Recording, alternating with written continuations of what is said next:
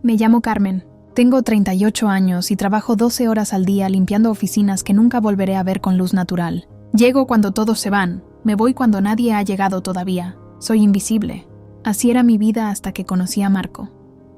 Marco apareció en mi vida como aparecen las cosas buenas cuando ya no las esperas. Sin avisar, sin hacer ruido, llenando espacios que ni siquiera sabías que estaban vacíos. Lo conocí en el supermercado, un sábado por la tarde, cuando mi carrito chocó con el suyo en el pasillo de los cereales. Él se disculpó, aunque había sido mi culpa. Tenía una sonrisa que hacía que el mundo pareciera menos gris. 3 meses después nos casamos. 6 meses después estaba embarazada de mellizos. Los niños llegaron como un huracán de amor y caos. Mateo y Sofía, mis pequeños soles. Pero con ellos llegó también la realidad aplastante. Mi sueldo no alcanzaba. Marco trabajaba en construcción y a veces pasaban semanas sin proyectos. Necesitábamos ayuda. Necesitábamos a alguien que cuidara de los niños mientras yo trabajaba en mis turnos nocturnos y Marco buscaba trabajo durante el día. Lucía llegó recomendada por una vecina. Tenía 23 años, estudiaba enfermería, necesitaba dinero para la universidad. Era perfecta. Dulce con los niños, responsable, puntual. Los mellizos la adoraban.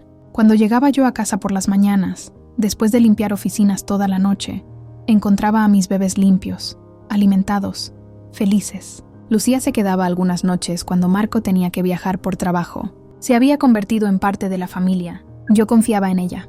Dios mío, ¿cómo confiaba en ella? Debía haberlo visto. Las señales estaban ahí, brillantes como luces de neón en la oscuridad. Pero yo estaba demasiado cansada, demasiado ocupada sobreviviendo para prestar atención. Las miradas que intercambiaban cuando pensaban que yo no los veía. La forma en que Marco encontraba cualquier excusa para estar en casa cuando Lucía trabajaba. Cómo ella se quedaba más tiempo del necesario.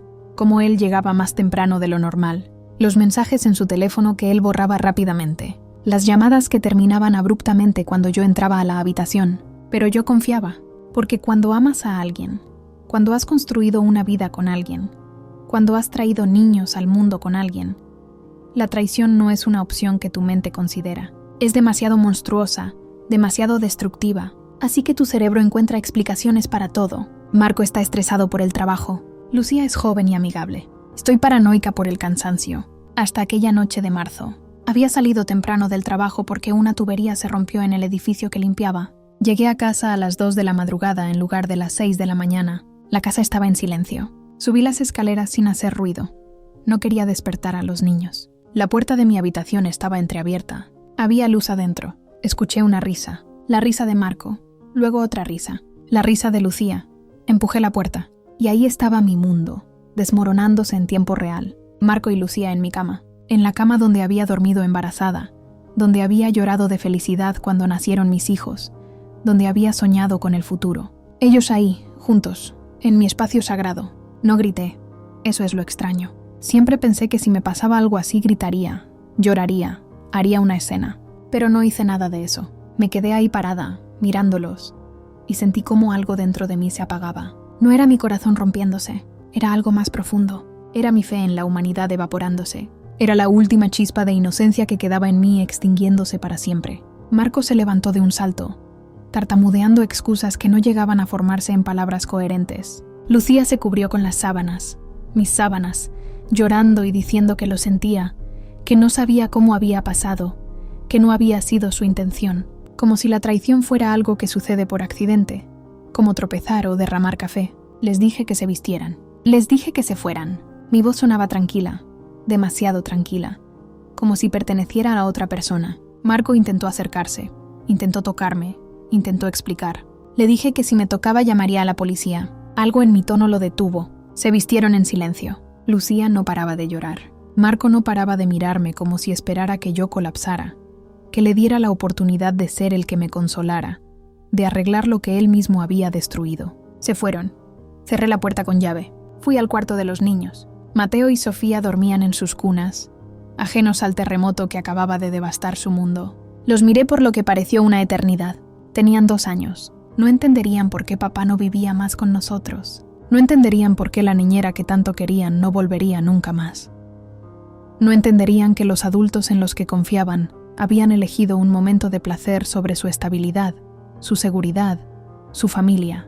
Me senté en el piso entre sus cunas y lloré por primera vez en horas. Lloré en silencio para no despertarlos. Lloré por la mujer que había sido esa mañana cuando salí a trabajar. La mujer que creía en el amor y en la lealtad, y en que las personas buenas recibían cosas buenas. Esa mujer había muerto. En su lugar quedaba yo, más dura, más fría, más rota. Los días que siguieron fueron una neblina de dolor y decisiones imposibles. Marco llamaba sin parar. Dejaba mensajes de voz que yo borraba sin escuchar. Aparecía en la puerta rogando que habláramos. Yo no le abría. Lucía me envió un mensaje largo, lleno de disculpas y explicaciones que no leí completo. Bloqueé su número. No quería sus palabras. Las palabras no podían deshacer lo que habían hecho. Contraté a una abogada. Una mujer mayor con ojos cansados que me dijo que había visto esta historia 1000 veces. Me explicó mis opciones con una eficiencia clínica que agradecí. No necesitaba compasión. Necesitaba un plan. Pedimos el divorcio y la custodia completa de los niños. Marco tendría visitas supervisadas hasta que demostrara ser un padre responsable. La casa, que estaba a mi nombre porque la había heredado de mi abuela, seguiría siendo mía. Él tendría que irse. Encontré a otra niñera, una mujer de 60 años llamada Rosa, que había criado 5 hijos y tenía 12 nietos. No era como Lucía.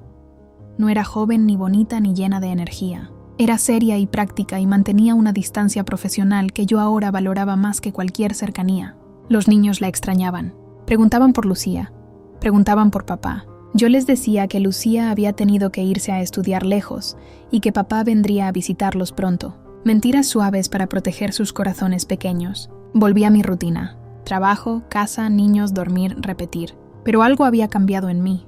Ya no era invisible. O más bien, había elegido ser invisible de una manera diferente. En el trabajo, mis compañeras trataban de hablar conmigo sobre sus vidas, sus familias, sus problemas. Yo asentía educadamente, pero no participaba. No compartía. Me había construido un muro y nadie lo cruzaría nunca más. Pasaron 3 meses. Marco finalmente firmó los papeles del divorcio. No peleó. Creo que parte de él sabía que había destruido algo irreparable. Sus visitas con los niños eran tensas y cortas. Mateo y Sofía ya no corrían hacia él con la misma alegría. Los niños sienten estas cosas.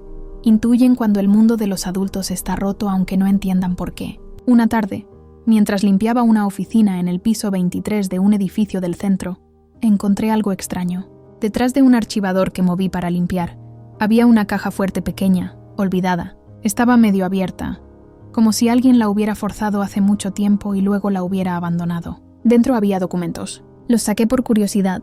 Eran contratos viejos, papeles legales de una empresa que ya no existía. Y entre esos papeles encontré algo que cambiaría todo. Era un certificado de acciones. Miles de acciones de una compañía tecnológica que había despegado en los últimos años. Las acciones habían sido emitidas 30 años atrás, cuando la empresa apenas empezaba.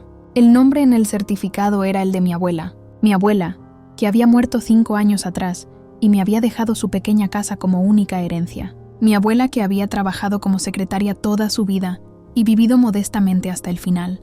Tomé una foto del certificado con manos temblorosas. Investigué la empresa esa noche en mi teléfono. Las acciones se habían dividido varias veces a lo largo de los años. Si ese certificado era legítimo y las acciones aún existían bajo el nombre de mi abuela, valdrían, no podía ni calcularlo, millones, muchos millones. Al día siguiente fui a un abogado diferente, uno que se especializaba en derecho corporativo. Le mostré el certificado.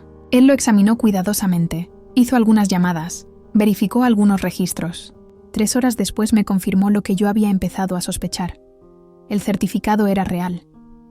Las acciones existían, y como única heredera de mi abuela, me pertenecían.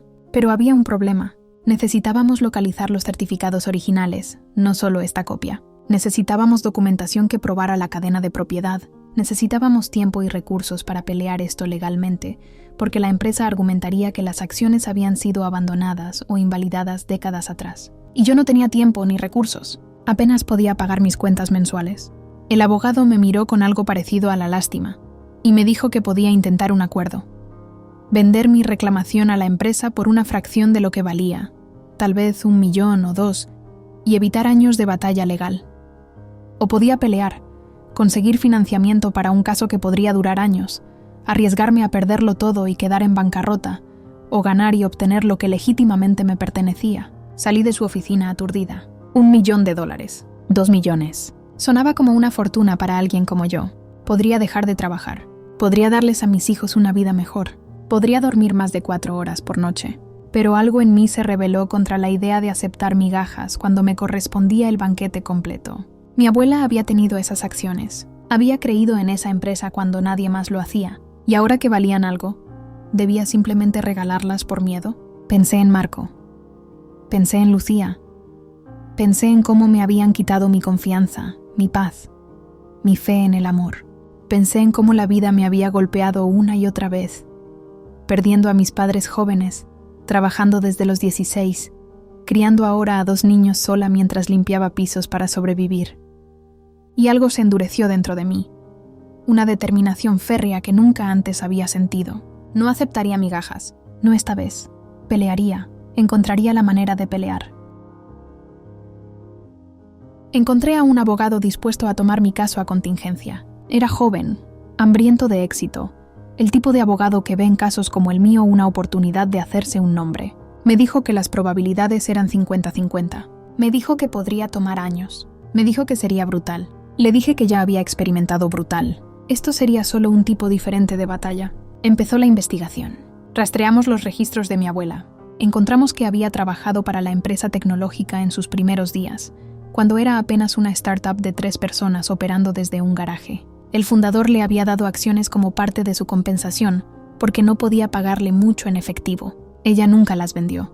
Probablemente ni siquiera entendió su valor potencial. Simplemente guardó los papeles y se olvidó de ellos. Encontramos a la hija del fundador original. Era una mujer de 70 años que recordaba a mi abuela. Era amable, me dijo cuando la visité. Siempre traía galletas que horneaba los domingos.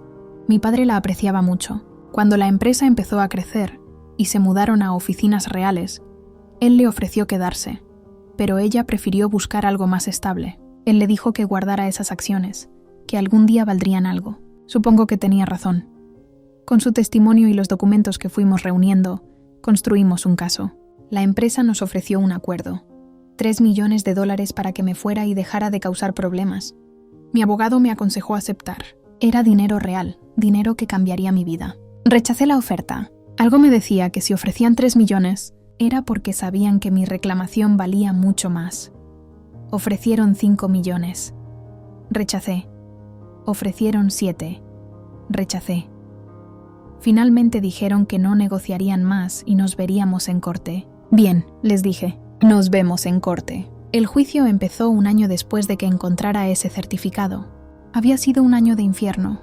Trabajar, cuidar a los niños, prepararme con mi abogado, lidiar con las tácticas dilatorias de la empresa.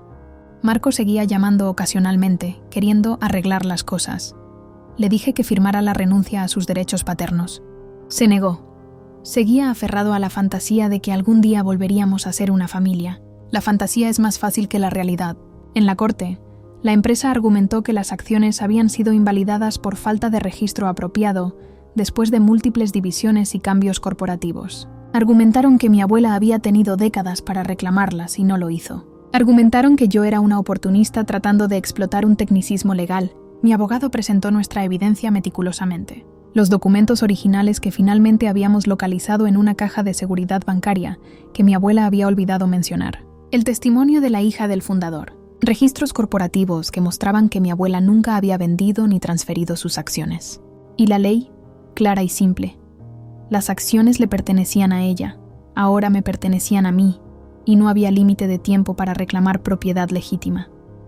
El juicio duró 3 semanas. Cada día me sentaba en esa sala de corte con mi traje barato, el único que tenía, lavándolo cada noche para usarlo al día siguiente. Los abogados de la empresa llegaban en sus trajes de miles de dólares, con sus maletines de cuero fino, mirándome como si fuera una molestia, un insecto que aplastar. Me miraban y veían lo que todos veían. Una mujer común, una limpiadora, alguien sin importancia. No sabían que ya no era esa mujer. La traición me había cambiado. El dolor me había forjado en algo más duro, más fuerte. Ya no necesitaba ser vista. Ya no necesitaba validación. Necesitaba justicia. El juez falló a mi favor. Las acciones eran mías. La empresa apeló. Perdieron la apelación. Apelaron de nuevo a una corte superior. Perdieron otra vez. Finalmente, 18 meses después de encontrar ese certificado olvidado, las acciones fueron transferidas oficialmente a mi nombre. Las vendí al día siguiente. El valor total, después de todas las divisiones y el crecimiento de la empresa. $22 millones. Después de impuestos y los honorarios de mi abogado, 14 millones. $14 millones. Llamé a Rosa y le dije que no necesitaría volver. Le di 1 año de salario como agradecimiento por su ayuda. Llamé a mi supervisor en la empresa de limpieza y renuncié. Llamé a mi abogada de divorcio y le dije que acelerara todo lo que pudiera. Ya no me importaba pelear por migajas con Marco. Él podía tener las visitas que quisiera. Yo tenía algo mejor, libertad. Compré una casa nueva en un vecindario donde los niños podían jugar seguros. No era una mansión, no necesitaba demostrarle nada a nadie. Era una casa cómoda con un jardín grande y una cerca sólida. Un lugar donde Mateo y Sofía podían crecer. Un lugar sin memorias de traición. Invertí la mayor parte del dinero sabiamente, con la ayuda de un asesor financiero que me enseñó todo lo que necesitaba saber. Puse fondos para la universidad de los niños. Establecí un fideicomiso que nos daría ingresos estables por el resto de nuestras vidas. Donamos a organizaciones que ayudaban a madres solteras, porque yo recordaba cómo era estar en esa posición sin red de seguridad. Y luego, cuando todo estaba arreglado, cuando la vida se había calmado finalmente, hice algo que había estado planeando desde el momento en que supe que ganaría ese dinero. Contraté a un investigador privado. Le di un trabajo simple: encontrar a Marco y a Lucía, descubrir qué habían estado haciendo desde que los eché de mi vida. El investigador volvió con su reporte 1 semana después. Las noticias eran interesantes. Marco había perdido su trabajo en construcción poco después del divorcio. Según el reporte, había empezado a beber más. Llegaba tarde, no cumplía con sus responsabilidades. Lo despidieron. Consiguió otro trabajo, lo perdió también, y otro, y otro. El patrón era claro. El hombre estaba en caída libre. Se había mudado a un apartamento pequeño del lado malo de la ciudad. Sus visitas con los niños se habían vuelto cada vez más irregulares. A veces venía, a veces llamaba diciendo que no podía. Mateo y Sofía habían dejado de preguntar por él tanto. Los niños se adaptan. Es su superpoder y su tragedia. Y Lucía, dulce Lucía, que lloraba mientras se cubría con mis sábanas, había dejado la universidad. El investigador no pudo confirmar por qué exactamente, pero las piezas encajaban. Probablemente no podía pagar la matrícula sin el dinero que ganaba cuidando a mis hijos. Trabajaba ahora en una cafetería, turnos largos por salario mínimo. Vivía con 3 compañeras de cuarto en un apartamento que el investigador describió como deteriorado. Pero aquí estaba la parte interesante. Marco y Lucía ya no estaban juntos.